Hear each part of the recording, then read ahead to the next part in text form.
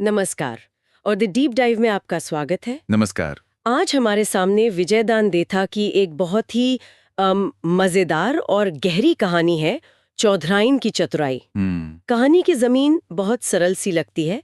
एक गांव है, एक अमीर सेठ है जिसने एक आलीशान हवेली बनाई है। नई नवेली हवेली। हाँ, और इस हवेली के गृह प्रवेश में कुछ ऐसा हो जाता है कि पूरा जश्न का माहौल ही बिगड़ जाता है। बिल्कुल। तो आज हम इसी कहानी की परतों को खोलेंगे, ये समझने की कोशिश करेंगे कि कभी-कभी सीधी सच्ची बात भी कैसे तबाही मचा सकती है।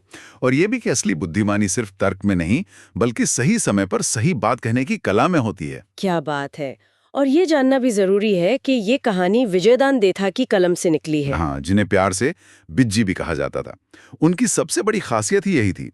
वो राजस्थान की लोक कथाओं को, वहाँ की मिट्टी की कहानियों को एक आधुनिक और मनोवैज्ञानिक मोड़ देते थे।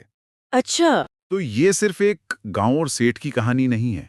ये उस समाज की नब्ज पर हाथ रखती है जहां व्यावहारिकता और भावनात्मक समझ को किताबी ज्ञान से कई ऊपर रखा जाता है। ये कहानी तर्क और समझदारी के बीच का फर्क दिखाती है। बिल्कुल बिल्कुल।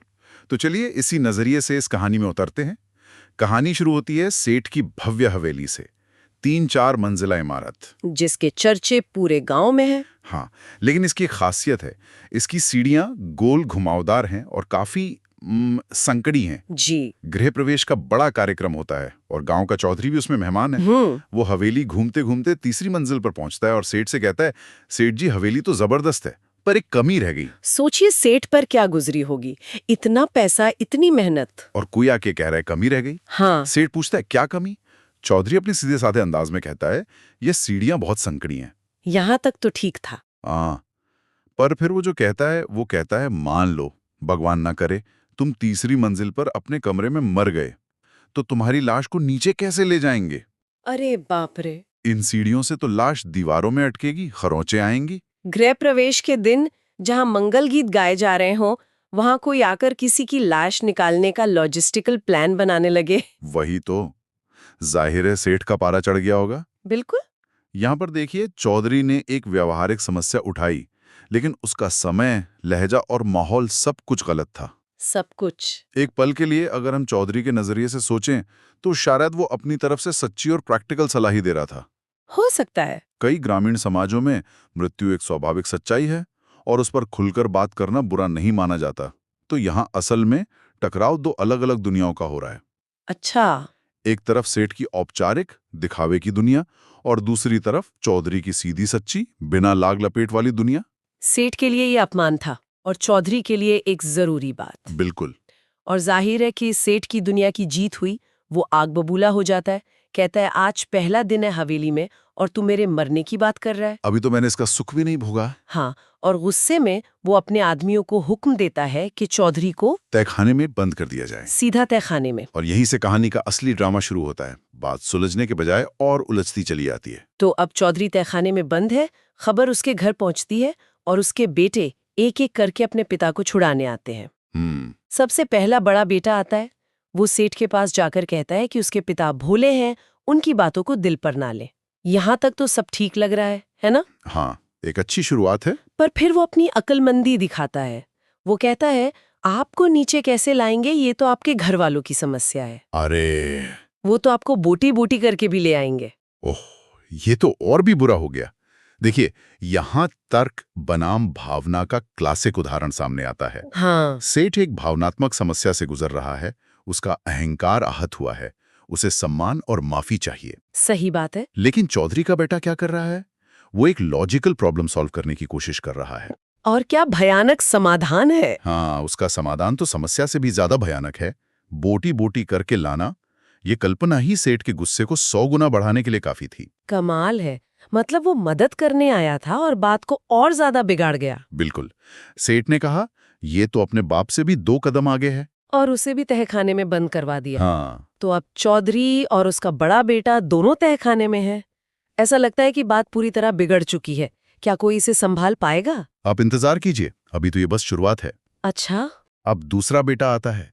वो भी यही कहता है कि उसके पिता और भाई दोनों सीधे साधे हैं, उनकी बातों का बुरा ना माने। फिर वो अपनी तरफ से एक नया और बेहतर हल सुझाता है। और वो क्या है? वो कहता है, अरे सेठ जी क्या चिंता करते हो, मर गए तो घर वाले आपको कहीं से भी उतार देंगे, पीछे वाली किसी खिड़की से रस्सी बांध कर उतार देंगे। रस्सी से?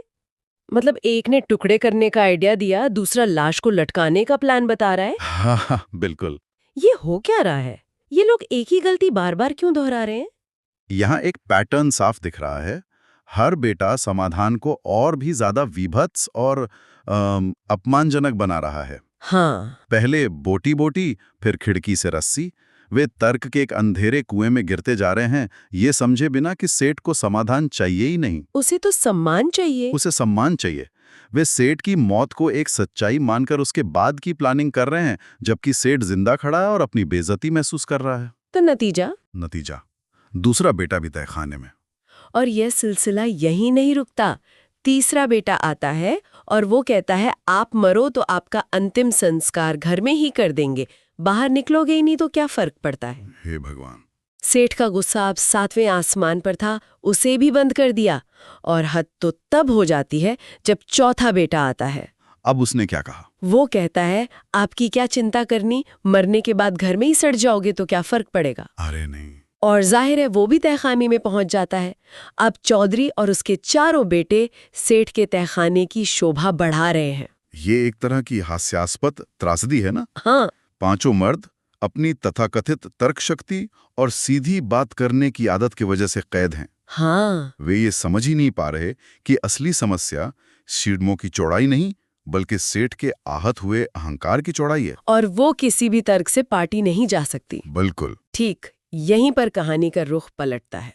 जब सारे मर्द फेल हो जाते हैं, तब कहानी की असली नायिका मतलब चौधराइन का प्रवेश होता है। और उसका तरीका इन सबसे बिल्कुल अलग है। वो कोई तर्क वितर्क करने नहीं आती, वो सिर पर चारे की गठरी लेकर सेठ के घर पहुंचती है। ये अपने आप में एक शक्तिशाली प्रतीक है।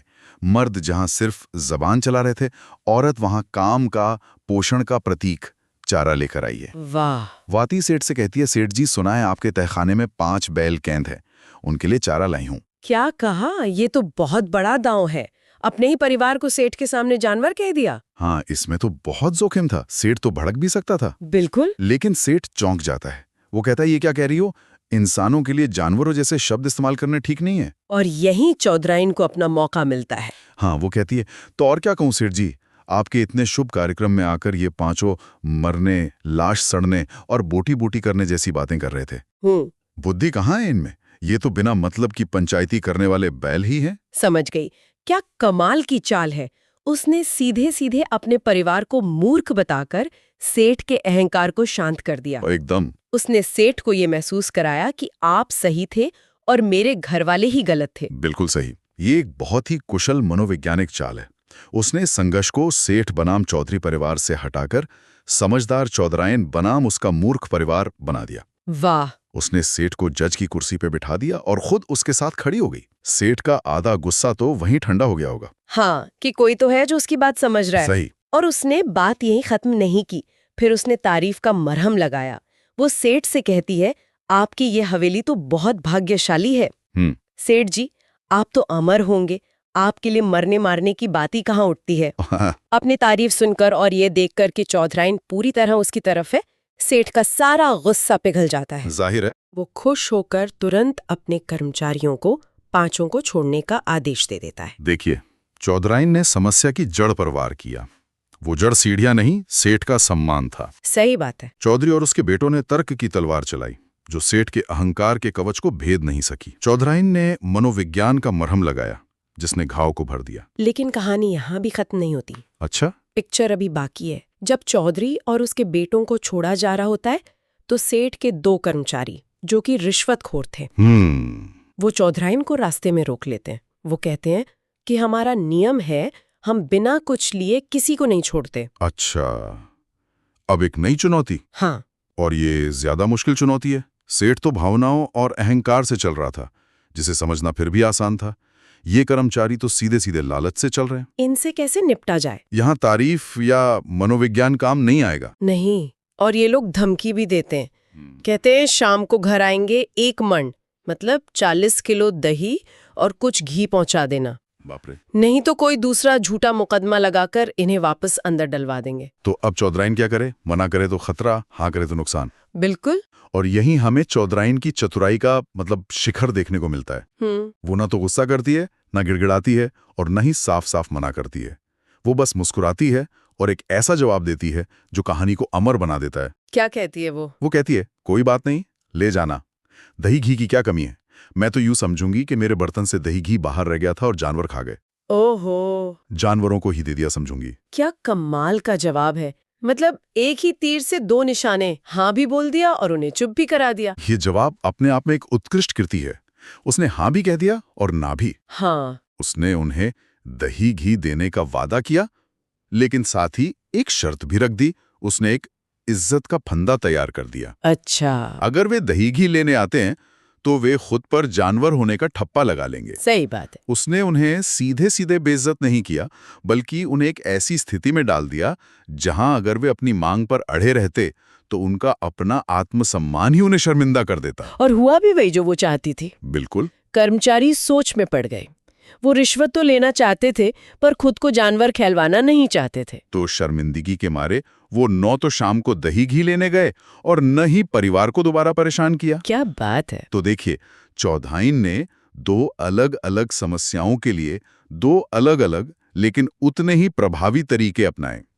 सेठ के लिए उसने मनोविज्ञान और सहानुभूति का इस्तेमाल किया, और कर्मचारियों के लिए उसने शब्दों का ऐसा जाल बुना कि वे उसमें खुद ही फंस गए। तो कुल मिलाकर इस एक औरत ने अपनी बुद्धिमत्ता से न सिर्फ अपने पति और चारों बेटों को छुड़ाया, बल्कि रिश्वत के तौर पर जाने वाला दही घी भी बचा लिया। उसने एक भी कठोर शब्द का इस्तेमाल नहीं किया, किसी से बहस नहीं की, फिर भी अपनी बात मनवा ली। यही तो कला है। और ये कहानी इस बड़े सवाल को जन्म देती है कि सच्ची बुद्धिमानी या विजडम क्या है। क्या ये चौधरी और उसके बेटों की तरह सीधी और तथाकथित तर्कपूर्ण बात करना है, जिसमें आप भले ही सही हों पर आपकी बात किसी के दिल में तीर की तरह चुभ जाए? या फिर बुद्धिमानी चौधराइन की तरह स्थिति, व्यक्ति और मनोविज्ञान को समझकर अपनी बात कहना है? उसने दिखाया कि कभी-कभी सीधी बात करने से ज्यादा असरदार सांकेतिक भाषा होती है, शब्दों का सही चुनाव होता है। ये तो इमोशनल इंटेलिजेंस का एक बेहतरीन उदाहरण है। बिल्कुल। तो इस कहानी से हम सबके लिए सोचने का एक सवाल खड़ा होता है। क्या हमारी अपनी जिंदगी में, हमारे रिश्तों में, हमारे काम की जगह पर ऐसे मौके आते हैं जहां हम चौधरी के बेटों की तरह समस्या का तार्किक हल तो जानते हैं, लेकिन सामने वाले की भावनाओं को समझने में पूरी तरह फेल हो जाते हैं, और बात सुलझने के बजाय और बिगड़ जाती है? हाँ, सोचिएगा जरूर।